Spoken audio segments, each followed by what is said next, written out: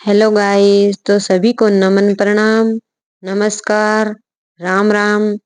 तो स्वागत है आपका आपके अपने यूट्यूब चैनल छोरी बिश्नोइया की फैमिली व्लॉग में, जिस पे कि फैमिली व्लॉग भी डाल रहे हैं जो कि किचन से रिलेटेड भी है और जो कि कथा भी इसमें आप सुन पा रहे हैं। तो मैं रिक्वेस्ट करूंगी कि बाबा रामदेव की जो कथा है उसको पूरा सुने, ताकि बाबा रामदेव आप पे अपनी कृपा बनाए रखें। और मैं अब सुना रही हूँ आपको बाबा रामदेव के व्रत की पूरी कथा, जो कि चांदनी दूज के दिन बाबा रामदेव का व्रत रखा जाता है और इस दिन बाबा की कथा सुनी जाती है, तभी व्रत का पूर्ण फल मिल पाता है। तो चांदनी दूज का व्रत क्यों रखते हैं और कैसे रखते हैं, व्रत का पूरा महत्व और विधि अगर किसी भाई बहन को अगर नहीं पता है तो मैंने पहले डाल रखी है वीडियो, आप जाके चेक कर सकते हैं। अगर आप पूर्ण रूप से अच्छे से अगर पूरी विधि विधान के साथ व्रत करेंगे तभी आपका व्रत मान्य होता है, अन्यथा आपका व्रत मान्य नहीं होता है। इसीलिए मैं रिक्वेस्ट करूंगी कि जब भी आप चांदनी दूज का बाबा रामदेव का व्रत करें तो आप पूरे विधि विधान से करें। अगर किसी को विधि क्यों करते हैं व्रत और कैसे करते हैं इस व्रत को अगर नहीं पता है तो मैंने वीडियो डाल रखी है, आप जाके मेरे चैनल में पहले की वीडियो देख सकते हैं। तो आइए अब आप शुरू करते हैं बाबा रामदेव के चांदनी दूज के व्रत की कथा। ज्यादा टाइम ना लगाते हुए तो एक बार सभी से बाबा रामदेव का जयकारा लगाएंगे।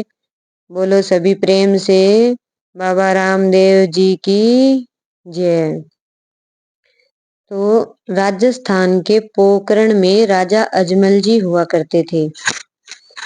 राजा अजमल जी श्री कृष्ण की भक्ति में लीन रहने के साथ ही धर्मपरायण राजा भी थे, लेकिन उनकी भी विडंबना थी कि वह निसंतान थे। इसी कारण वह काफी दुखी रहते थे। राजा अजमल द्वारिकाधीश के परम भक्त थे, हमेशा अपने राज्य की सुख शांति की मनोकामना लेकर द्वारिका जाते थे। एक बार उनके राज्य में भयंकर अकाल पड़ा, तो अच्छी बारिश की मनोकामना लेकर अजमल जी द्वारिका पहुंच गए। ऐसा माना जाता है कि भगवान द्वारिकाधीश की कृपा से उनके राज्य में बहुत अच्छी बारिश हुई। बारिश के बाद एक दिन सुबह किसान अपने खेतों में बुआई करने के लिए जा रहे थे, तो रास्ते में उन्हें उनके राजा अजमल जी मिल गए। किसान उन्हें देख वापिस घर की तरफ जाने लगे। ये देख राजा ने पूछा कि आप वापिस क्यों जा रहे हो? तो किसान बोले कि राजा अजमल जी, आप निसंतान हैं, आपको सामने देख के अपशगुन हो गया है, इसीलिए हम वापस जा रहे हैं। राजा ने ये सुना तो बहुत दुखी हुए, लेकिन राजा गरीबों के मसीहा होने के कारण किसानों को तो कुछ भी नहीं कहा, परंतु घर वापिस आकर बहुत निराश हुए, बहुत दुखी हुए। फिर उन्होंने तय किया कि संतान प्राप्ति की इच्छा लेकर मैं द्वारिका जाऊंगा। इस इच्छा के साथ वह द्वारिकाधीश पहुंचे। भगवान द्वारिकाधीश के प्रसाद के रूप में लड्डू लेकर मंदिर में गए। मंदिर में पहुंचकर राजा ने बहुत दुखी मन से अपनी सारी व्यथा द्वारिकाधीश के सामने रखी। अपनी सारी बात कहने के बाद वो द्वारिकाधीश को एकटक देखने लगे, तो उन्हें द्वारिकाधीश की मूर्ति उनके सामने मुस्कुराती हुई दिखी। तो राजा ने गुस्से में एक लड्डू मूर्ति के सिर पे फेंक मारा। ये सब देख मंदिर के पुजारी ने सोचा राजा जी अजमल जी पागल हो गए हैं। तो वो राजा को बोले, भगवान यहाँ नहीं है, भगवान तो समुद्र में है। अगर आपको उनसे मिलना है तो जाओ और समुद्र में जाकर आप मिल लो। बहुत दुखी होने के कारण राजा समुद्र के किनारे गए और समुद्र में छलांग लगा दी। समुद्र में भगवान द्वारिकाधीश ने राजा अजमल जी को दर्शन दिए। भगवान ने खुद उनके घर जन्म लेने का वरदान दिया और कहा कि वह खुद भादवा की दूज के दिन आपके घर पुत्र के रूप में आएंगे। राजा अजमल ने देखा कि भगवान के सिर पर पट्टी बंधी है, तो राजा अजमल ने पूछा कि भगवान आपको ये चोट कैसे लगी? तो भगवान मुस्कुराते हुए बोले, मेरे एक बहुत प्यारे भक्त ने लड्डू मारा है। यह सुन के राजा बहुत शर्मिंदा हुए। राजा अजमल ने कहा कि मुझ अज्ञानी को क्या पता कि आप मेरे घर आएंगे। भगवान ने कहा कि जब मैं आपके घर आऊंगा तो आंगन में कुमकुम के पैर के निशान बन जाएंगे, मंदिर के शंख अपने आप बजने लगेंगे। यह सब सुनने के बाद अजमल जी खुशी खुशी अपने घर लौट आए और आकर अपनी रानी को सारी बात बताई।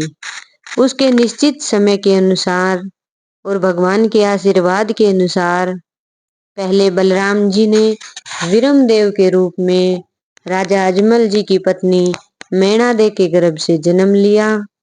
इसके ठीक 9 महीने बाद भगवान भादवा की दूज के दिन कृष्ण भगवान कृष्ण राजा अजमल जी के घर बाबा रामदेव जी के रूप में पालने में अवतरित हुए। बोलिए बाबा रामदेव की जय। कृष्ण रूपी बाबा रामदेव के बाल लीला के अनेकों किस्से सुनने को मिलते हैं। बाबा रामदेव ने पालने में प्रकट होने के बाद उन्होंने अपनी माता मैना दे को चमत्कार दिखाया। उनके आंचल से दूध की धार बह निकली और माता मैना दे को चतुर्भुज रूप में दर्शन दिए। छोटी उम्र में ही दर्जी के द्वारा बनाए कपड़े के घोड़े को उनके ऊपर हवा में उड़ा ले गए, उनके ऊपर बैठ। जब भैरव राक्षस को इन सब बातों का पता चला तो राक्षस ने अपने छोटे भाई को रामदेव और वीरमदेव को पकड़ने भेजा। तब बाबा रामदेव ने घोड़े पर सवार होकर राक्षस को भाले से मारा।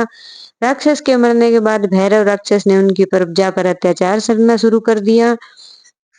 बाबा रामदेव ने भैरव राक्षस का वध करके अपनी प्रजा को अत्याचार से मुक्त कराया। एक दिन जब रामदेव जी कहीं जा रहे थे तो रास्ते में उन्हें व्यापारी लाखा और बंजारा बैलगाड़ी में मिश्री भरकर पोखरण की तरफ जाते दिखे। तब घोड़े से आते हुए बाबा रामदेव बोले, बैलगाड़ी में क्या है? तब लाखा बोला, महाराज नमक भरा है। तब रामदेव जी ने कहा, जैसी तेरी भावना। और यह कहते ही मिश्री की भरी गाड़ी नमक बन गई। तब लाखा और बंजारा ने अपनी झूठ की माफी मांगी तो बाबा रामदेव ने नमक को वापस मिश्री बना दिया। इसके अलावा रामदेव जी के बहुत ऐसे किस्से हैं जिससे उनके चमत्कार के बारे में पता चलता है। भगवान कलयुग के अवतारी थे। उन्होंने कोढ़ियों को ठीक किया, लंगड़े को चलाया और अंधे को आंखें दी। कहते हैं कि बाद में उन्होंने पोखरणगढ़ राज्य अपनी बहन लाछा को दहेज में दिया और रुणीचा के राजा बने। उनके दरबार में अर्जी लगाने वाले पीड़ित भक्त ठीक हो रहे हैं। रामदेव जी की परीक्षा लेने मक्का के पीर आए थे।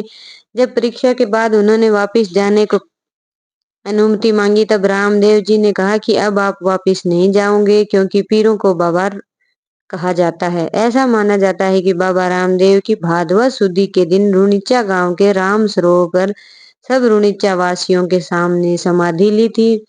समाधि लेने से पहले बाबा रामदेव ने सभी रुणीचा वासियों को बोला कि जो भक्त शुक्ल पक्ष की दूज के दिन अपनी इच्छा लेकर पूजा पाठ, भजन कीर्तन और जागरण करेगा और साल में एक दिन मेला भरवाओगे तो मैं हमेशा आप लोगों की मनोकामना पूर्ण करूंगा। तो बोलिए बाबा रामदेव जी की जय। ये कथा सभी सुनने वालों को और कहने वालों को बाबा रामदेव अपनी कृपा दृष्टि बनाए रखे, बाबा रामदेव अपना आशीर्वाद बनाए रखे। जिस भक्त को भी यह बाबा रामदेव की कथा अच्छी लगी है तो वीडियो को लाइक कर दें और आगे से आगे शेयर जरूर कर दें ताकि अच्छी जानकारी हर भक्त तक पहुंच सके। और शेयर करोगे तो आप अगर किसी का भला होगा तो बाबा रामदेव आप पे भी अच्छी कृपा करेंगे। और जो भी चैनल पर नए आए हुए हैं वो प्लीज चैनल को सब्सक्राइब जरूर कर लें, क्योंकि आगे से आगे मैं अच्छी जानकारी आप सब लोगों के लिए लेके आती रहूंगी। तो अगर आप चैनल सब्सक्राइब नहीं करोगे तो आप तक अच्छी से अच्छी जानकारी नहीं पहुंच पाएगी। इसीलिए रिक्वेस्ट है कि जो भी नए आए हैं, जो इस चैनल को पहली बार देख रहे हैं, वो प्लीज चैनल को सब्सक्राइब कर लें ताकि आगे अच्छी से अच्छी जानकारी मैं आपको देती रहूंगी। और जो भी मैंने बाबा रामदेव की व्रत, महत्व, विधि, कथा जो भी बताई है वो हरिपुरा धाम के माथा टेकने के अनुसार ही मैंने बताई है। इसमें बाकी कोई अलग कुछ नहीं है। तो बोलिए बाबा रामदेव की जय।